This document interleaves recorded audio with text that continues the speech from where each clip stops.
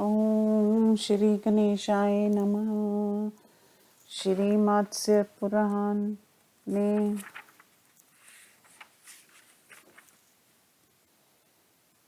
श्री मत्स्य महापुराणे सोमवंशे ययाति चरित्रे त्रिंशोऽध्याय। सखियों सहित देवयानी और शर्मिष्ठा का वन विहार, राजा ययाति का आगमन, देवयानी के साथ बातचीत तथा विवाह। शौनक उवाच। अथ गीतिर्घने कालेन देवयानी नृपोत्तमा वनं तदैव निर्याता क्रीडार्थं वरवर्णिनी तेन दासी सहस्रेण सार्धं शर्मिष्ठया तदा तमेव देशं सम्प्राप्ता यथा कामं चचार सा ताभिः सखीभिः सहिता सर्वाभिमुर्दिता वृषं क्रीडन्तयोभिरता सर्वा पिबन्तयो मधुमाधवं खादन्तयो विविधान् भक्ष्यान् फलानि विविधानि च पुनक्षनाहुषो राजा मृगलिप्सुर्यदृच्छया तमेव देशं सम्प्राप्तो जललिप्सुप्रतर्षिता ददर्श देवयानी च शर्मिष्ठां ताक्षयोषिता पिबन्तयो ललनास्ताक्ष दिव्याभरणभूषिता उपविष्टां च दृदृशे देवयानी शुचिस्तमतां रूपेण प्रतिमा तासा सत्रिणा मध्यवाङ्गनां शर्मिष्ठया सेव्यमाना पादसंवाहनादिभिः। ययातिरुवाच। दाभ्यां कन्या सहस्राभ्यां दे कन्ये परिवारिते गोत्रे च नामनी चैव द्वयो पृच्छामि यतो हावम्। देवयानुवाच। आख्यास्याम यह मात्सव वचनं न नराधिप शुक्रो नामासुरु सुरगुरु सुतां जानी तस्य माम इयं च मे सखी दासी यत्रां तत्र गामिनी दुहिता दानवेन्द्रस्य शर्मिष्ठा वृषपर्वणा। ययातिरुवाच। कथं तु ते सखी दासी कन्येयं वरवर्णिनी असुरेन्द्रसुता शुभ्रू परं कौतूहलं हि मे। देवयानुवाच। सर्वमेव नरव्याघ्यार विधानमनुवर्तते विधिना विहितं ज्ञात्वा मा विचित्रं मन्कृताम् राजवदरूपवेषो ते भ्रामी वाचं विभर्षि च कीनामा त्वं कुक्षासि कस्य पुत्रश्च शंसमे। ययातिरुवाच। ब्रह्मचर्येण वेदो मे कृत्सना श्रुतिपन्थगता राजाहं राजपुत्रश्च ययातिरतिविश्रुत। दिव्यानुवाच। केन चार्थेन नृपते ऊनदेशं समागता जिघ्रुश्रुवारे यथा किञ्चित् दत्त्वा मृगलिप्यस्या। ययातिरुवाच। मृगलिप्यसुरं भद्रे पानीयार्थमिहागता बहुधा पयुनुयुक्तोऽस्म त्वन्योज्ञातुमर्हसि। दिव्यानुवाच।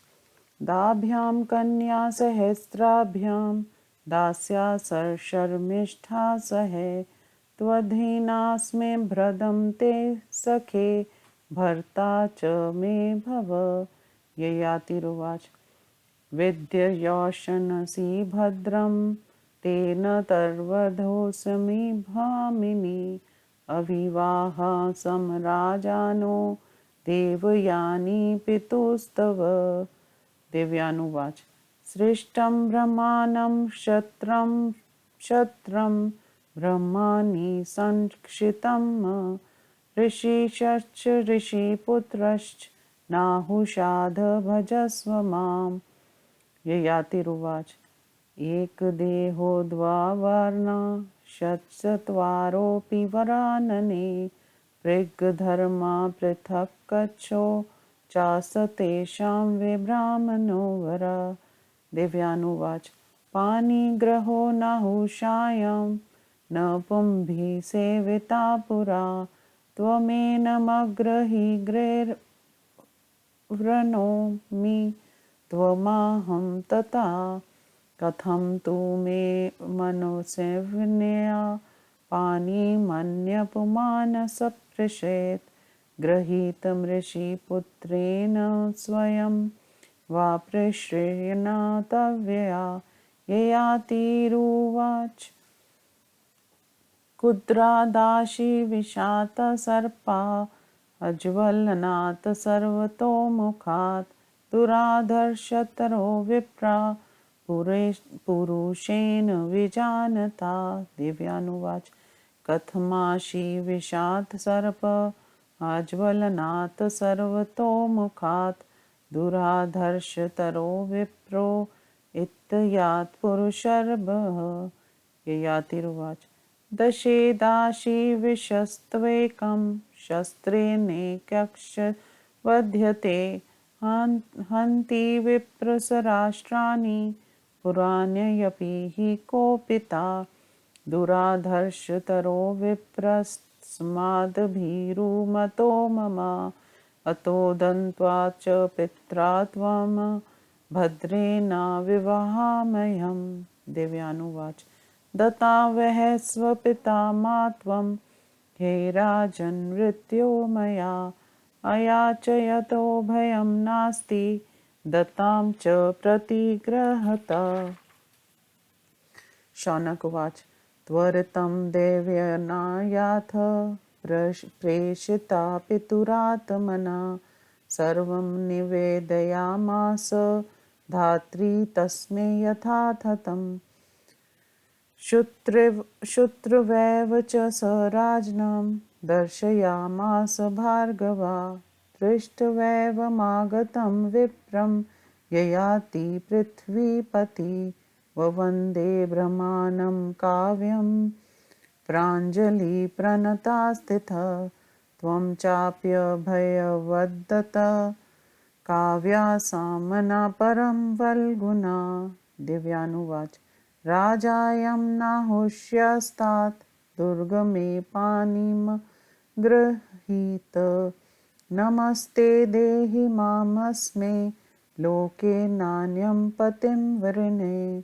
शुक्रवाच वृत्योऽन्या पतिवीरं सुत्या त्वं ममेष्टया गृहाणि मां मया दत्तां महिषी नहुषात्तमज।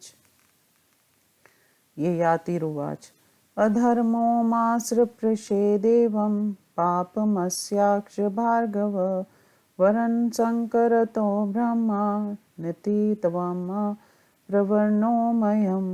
शुक्रवाच अधर्मात् त्वां विमोक्ष्यामि वरं वरैव चेपसिद्धम् अस्मिन् विवाहे त्वं शलाधयोरः पाप नुदामि ते वहस्व भार्यां धर्मेण देवयानी शुचिस्मताम् अन्यासह सम्प्रीतिमतलं संवाप्रहुहि इयं चापि कुमारी ते शर्मिष्ठा वार्षपर्वणि सम्पूजया स्वतन्त्राजन् न चैनाशयनेहृवय।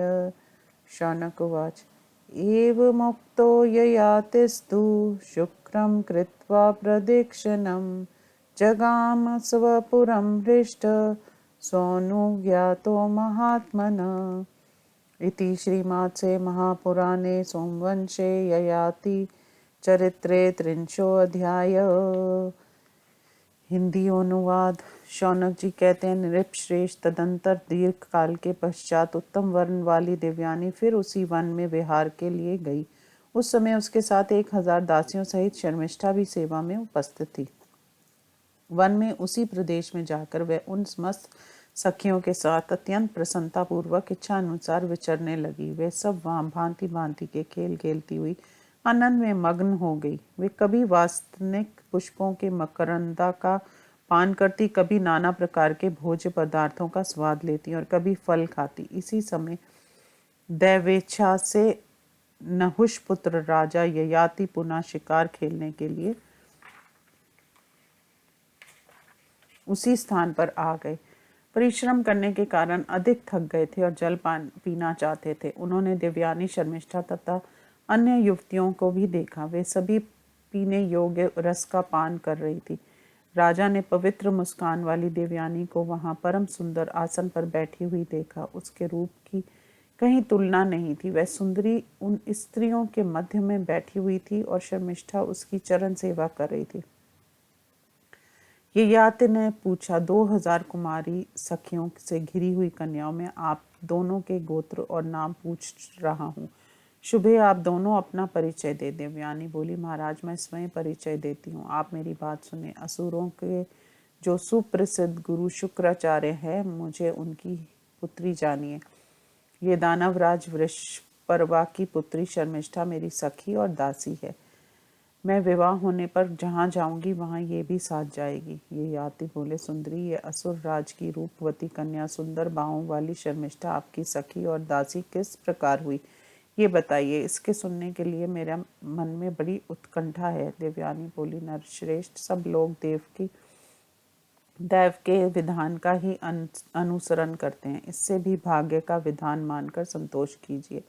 इस विषय की विचित्र घटनाओं को ना पूछिए। आपके रूप और वेश राजा के समान है और आप विशुद्ध संस्कृत भाषा बोल रहे हैं। मुझे बताइए, आपका क्या नाम है, आप कहाँ से आए हैं और किसके पुत्र हैं। ययातिनी ने कहा, मैं ब्रह्मचार्य पालन पूर्वक संपूर्ण वेद का अध्ययन किया है।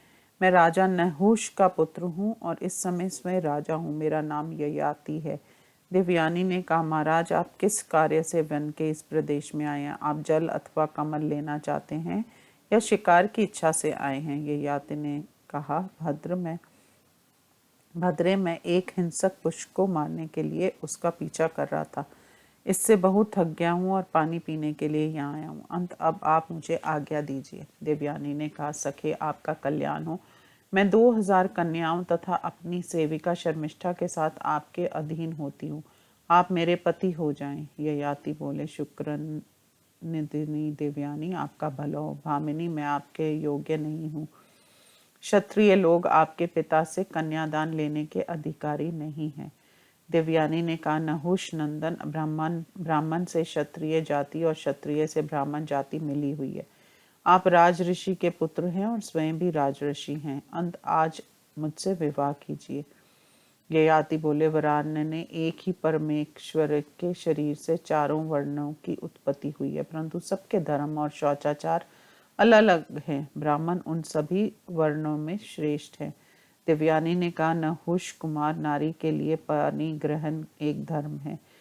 पहले किसी भी पुरुष ने मेरे हाथ नहीं पकड़ा था, सबसे पहले आपने ही मेरा हाथ पकड़ा था, इसलिए आपका ही मैं पति रूप में वर्णन करती हूँ। मैं मन को वश में रखने वाली स्त्रियों, आप जैसे राजा ऋषि कुमार अथवा राजा ऋषि द्वारा पकड़े गए मेरे हाथ का स्पर्श अब दूसरा कोई कैसे कर सकता है। ययाति बोले, देवी, विज्ञ पुरुष को चाहिए कि वह ब्राह्मणों को क्रोध में भरे हुए विषधर सर्प अथवा सब ओर से प्रज्वलित अग्नि से भी अधिक दुर्धर्ष एवं भयंकर समझे।